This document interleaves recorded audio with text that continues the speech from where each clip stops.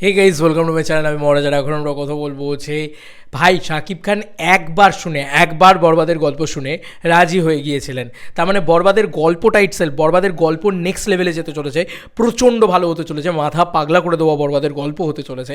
এটা তো আমরা বুঝেই যাচ্ছি। এখন থেকে আমাদের এইটা কিন্তু ক্লিয়ার হয়ে যাচ্ছে, আমাদের মাথায় কিন্তু এইটুকু ঢুকে যাচ্ছে যে বরবাদ কিন্তু দুরন্ত একটা সিনেমা হতে চলেছে গল্প লেভেলে।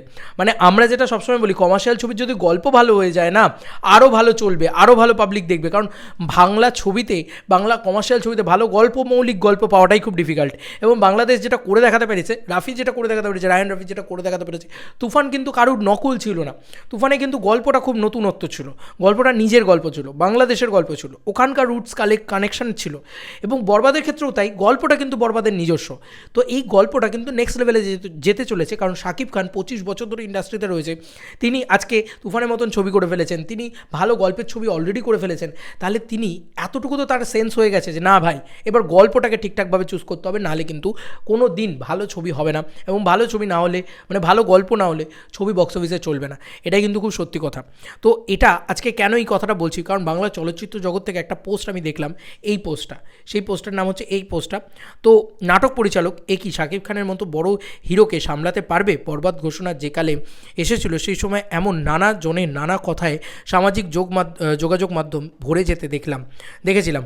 বরবাদের টিজার মুক্তি দিয়ে নির্মাতা এসব কথাবার্তার বিরুদ্ধে চরম প্রতিশোধ নিল মনে হচ্ছে। আমি নিজে বলেছিলাম, আমি সত্যি বলছি, আমি কোনো ভরসা রাখিনি এই ডিরেক্টরের উপরে, কিন্তু আমি সত্যি বলছি অবাক হয়ে গেছি যে এত ভালো কাজ করেছেন। মেহেদী হাসান হৃদয় দেখিয়ে দিল নাটকের নির্মাতারাও বিস্ফোরণ ঘটাতে পারেন।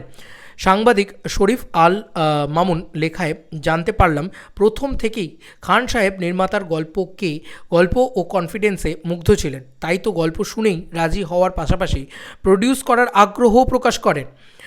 এই ব্যাপারটা একজন নতুন নির্মাতাকে কতটা উপরে উঠিয়ে দিয়েছে ভাবা যায়। আচ্ছা, এবার আমি জাস্ট এইখানে সাংবাদিক শফিক আল মামুন, আমি যদি ভুল প্রোনাউন্স করে থাকি তো আমাকে ক্ষমা করো। এই হচ্ছে তার পোস্ট। সে কী লিখেছে দেখো: মিশা সওদাগরের সহযোগিতায় শাকিব খানের দরজায় যেদিন প্রথম গিয়েছিল পরিচালক, জাস্ট গল্প শুনে ও দিনই কাজটি করতে রাজি হয়েছিলেন শাকিব খান। এমনকি ছবিটির প্রযোজকও হতে চেয়েছিলেন শাকিব। এটা কিন্তু সাংবাদিক লিখেছেন।